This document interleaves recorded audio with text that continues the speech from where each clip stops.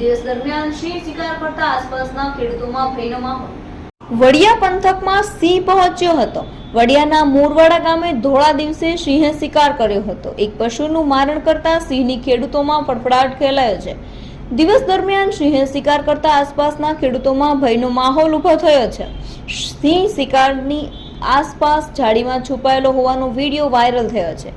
અમરેલી જિલ્લાના છેવાડાના વડિયાના મોરવાડા ગામ સુધી સિંહોનું સામ્રાજ્ય સ્થપાયું છે।